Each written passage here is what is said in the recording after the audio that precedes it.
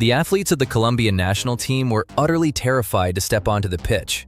They were not playing for national pride, and they were certainly not chasing golden medals. These young men were stepping onto the grass to secure their own survival. Every misplaced pass had the potential to be their final move, and every single mistake on the field carried a heavy, permanent cost. This is not some exaggerated plot from a cheap underworld movie, but rather the harsh and unfiltered reality of Colombia at the time. The sport was entirely controlled by ruthless underground syndicates. The bosses sat comfortably in lavish premium boxes at the stadiums, deciding the fate of ordinary men with a simple nod of the head. The players were nothing more than expensive, breathing toys in their high-stakes games, with a grim shadow constantly hovering right over their shoulders. Picture a suffocating, dimly lit parking lot outside a late-night club. The air is heavy with the scent of cheap liquor and unspoken danger. A young athlete gets into his vehicle, completely exhausted from the endless stream of insults, wanting nothing more than to head home and fade away into sleep. However, his exit is blocked by dark-tinted luxury trucks. Broad, imposing men step out of the vehicles slowly, their hollow eyes completely devoid of mercy. Cold steel gleams faintly in their grip. A deafening crack shatters the silence as heated metal tears through the door of the car. The young man instinctively reaches for his chest as an unbearable burning sensation consumes his entire being. A second loud crack cuts through the dark stillness. The attacker begins to laugh loudly and wildly, screaming the word "goal" at the top of his lungs, sounding exactly like a manic sports broadcaster from Latin America. A third blast tears the quiet night apart. Goal. A fourth strike finds its mark flawlessly. Goal. 6 heavy rounds are delivered at point-blank range, accompanied by 6 triumphant shouts from a frantic street enforcer. The captain of the national squad slowly slumps over his seat, as a dark shadow forever stains the luxurious interior of the vehicle. This was how the journey of Andres Escobar came to a sudden halt, marking the tragic end of the most gifted squad in the history of the game. Where did all this dark wealth come from? And how did a beautiful game turn into a fatal trap? It all started with one incredibly ambitious individual named Pablo Escobar. He was not related to the fallen athlete in any way, as they simply shared a last name but walked entirely different paths. Pablo constructed the most formidable empire of illicit trade, with rivers of smuggled goods flowing across the ocean every single day.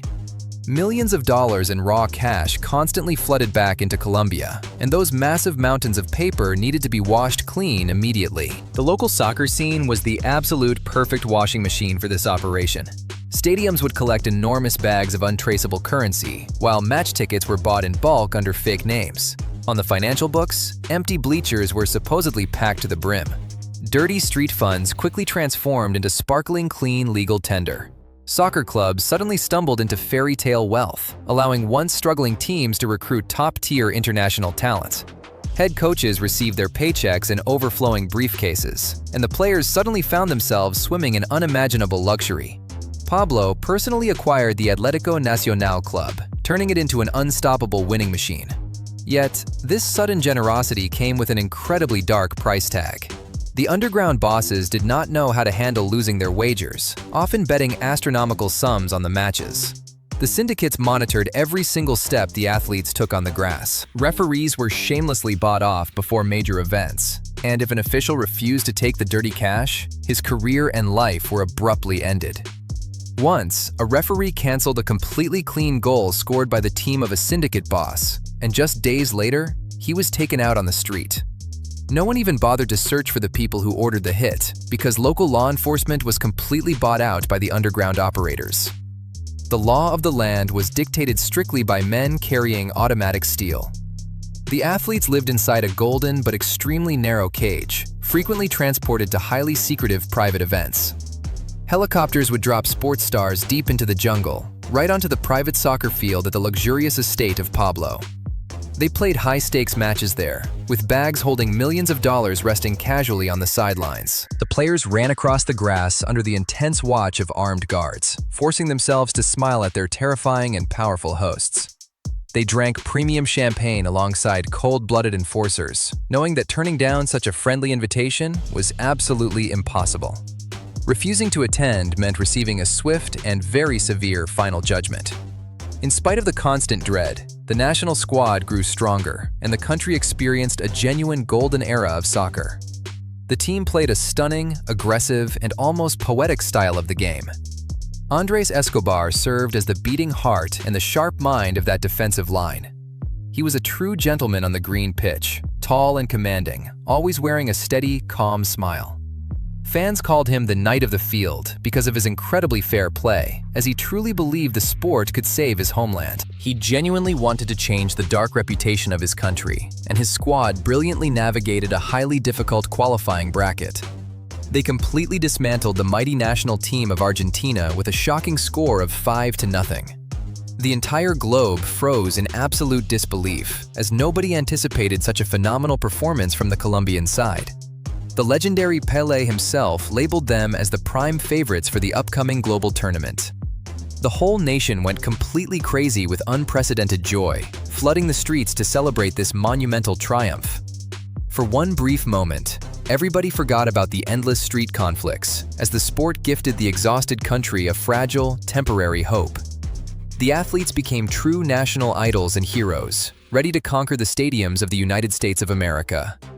The Grand World Cup of 1994 was eagerly waiting for them. However, the fairy tale was merely a beautiful illusion, and the house of cards began to collapse rapidly and terrifyingly. Just before the tournament kicked off, the authorities took down Pablo Escobar, and the ultimate boss was finally out of the picture. But his absence did not bring the long-awaited peace to the neighborhoods, and instead, a pure state of chaotic mayhem erupted. A massive void of underworld and political power appeared, causing smaller syndicates to wage a brutal turf war over the crown of the king. The city avenues were painted with the loss of innocent bystanders, and the rules of the game shifted in the worst possible direction. Old agreements meant absolutely nothing anymore. The new street runners were younger, much angrier, and far less rational. They demanded quick payouts from the sports books, placing millions on their national squad to win it all. The pressure on the athletes became simply unbearable and highly toxic. The team landed in the United States of America feeling completely shattered. Unidentified callers constantly rang the hotel rooms, promising to harm the families of the players if they failed to deliver. The fax machines at the front desk spit out anonymous, fatal warnings around the clock. The coaching staff was trapped in a state of profound and heavy panic, with unseen voices dictating the starting lineup over the phone.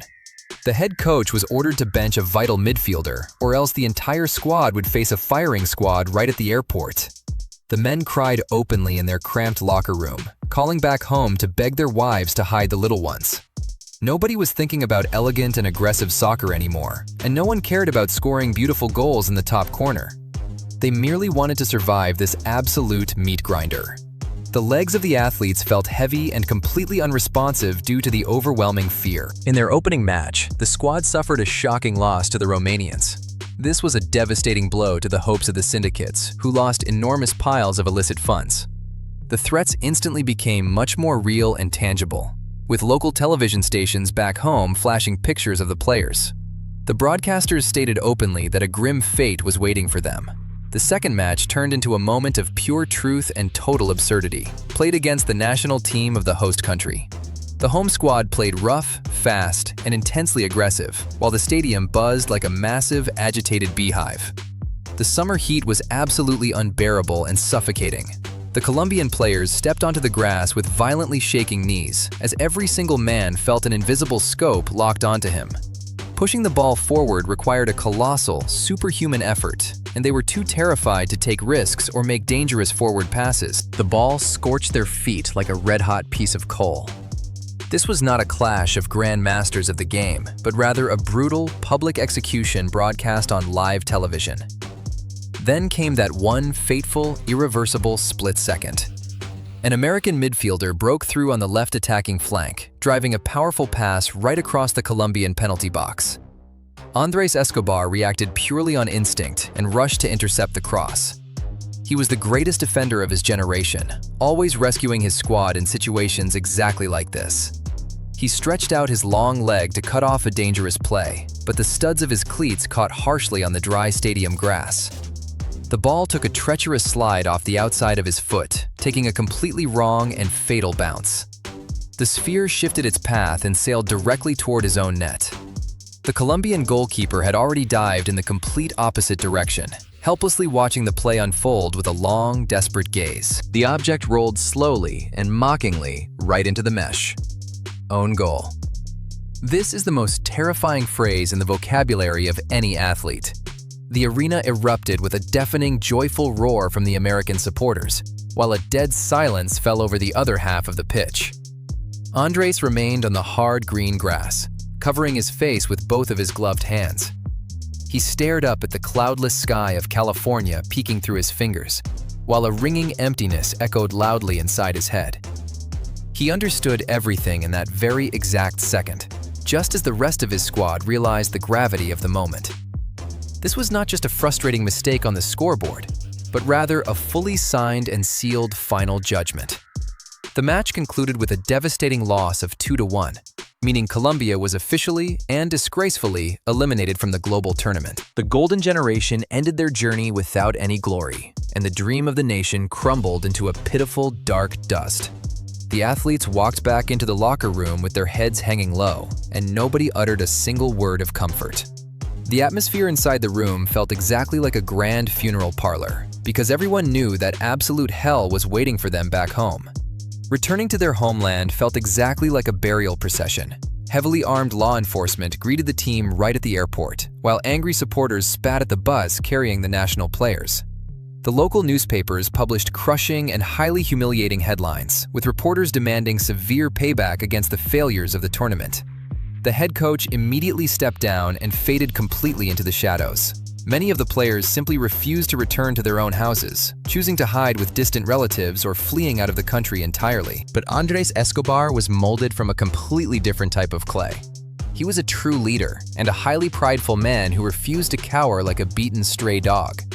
He penned an open letter to all the supporters of his nation, asking for forgiveness regarding that accidental, tragic mistake. He urged the public to stop the endless hostility and hatred, stating that life simply does not end over a lost game. Oh, how deeply mistaken he was in that specific moment.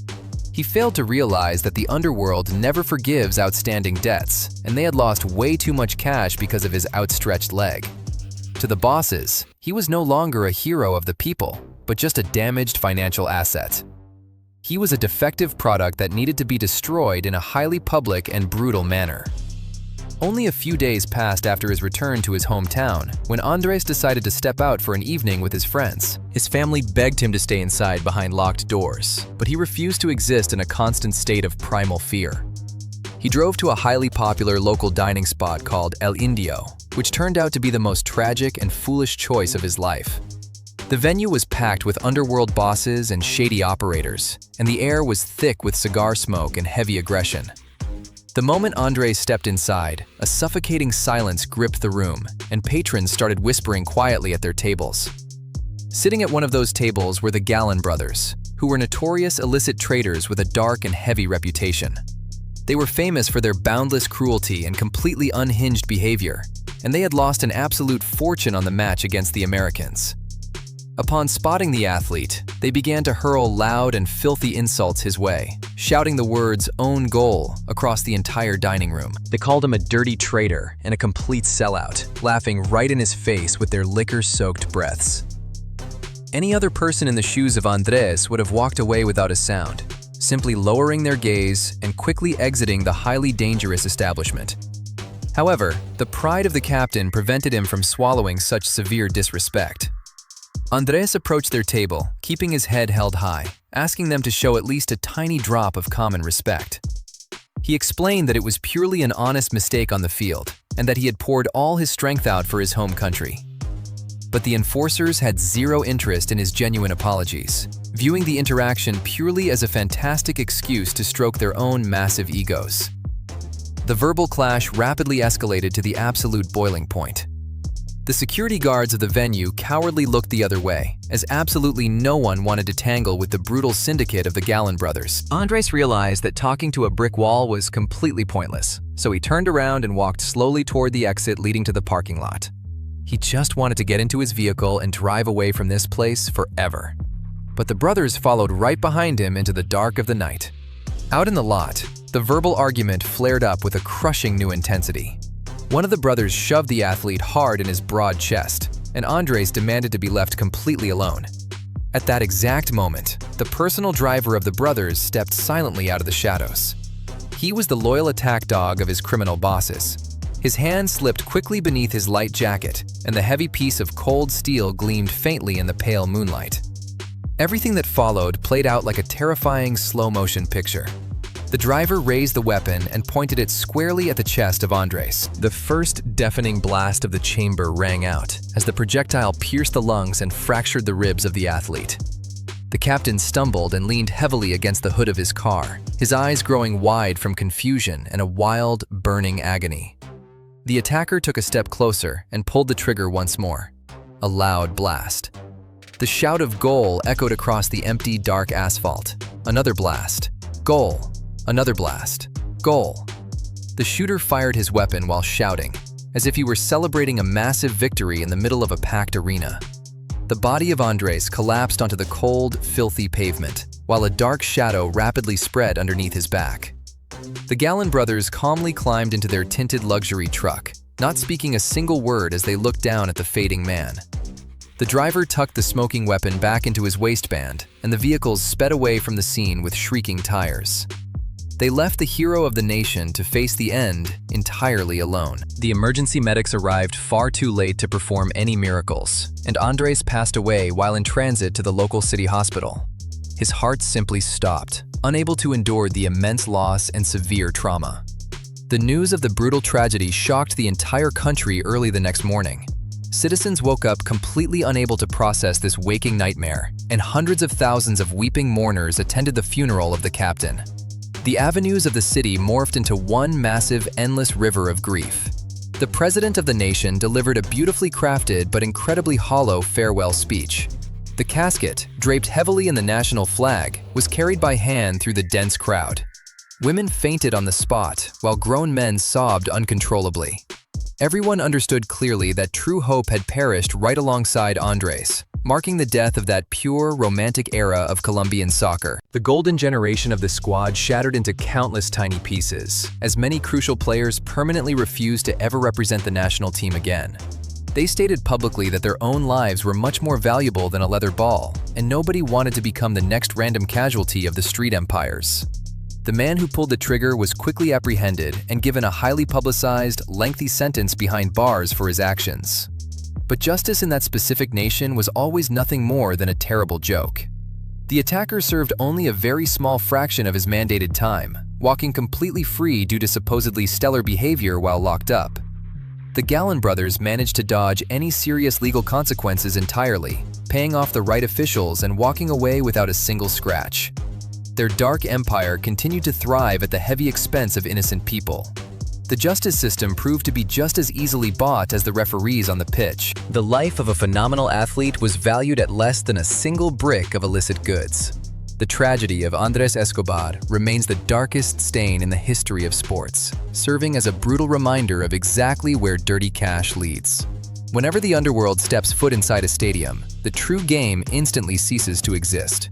The rules of fair competition completely vanish when staring down the barrel of a loaded weapon. The story of Andres is far more than just a dusty criminal record from the past. It is a deeply bitter lesson about a completely honest man navigating a highly corrupted world. He merely wanted to play the game he loved so deeply, aiming to bring a spark of joy to his struggling neighbors. Yet, he became a helpless hostage to a machine built entirely on sheer terror and illicit substances. His sudden departure exposed the truly ugly foundation of Colombian society during that era. No amount of victories on the green grass can ever wash away the dark stains left behind, and no championship trophy is worth the life of one decent, honorable guy. That accidental own goal became his personal tragic cross to bear on the stadium turf. Every single time you watch a ball roll across the goal line, take a brief moment to remember him. Remember the young man who paid the absolute highest price for a simple physical mistake. Remember the 6 loud echoes ringing out in the parking lot outside the El Indio restaurant, and the manic shouts of an unhinged enforcer shattering the quiet night.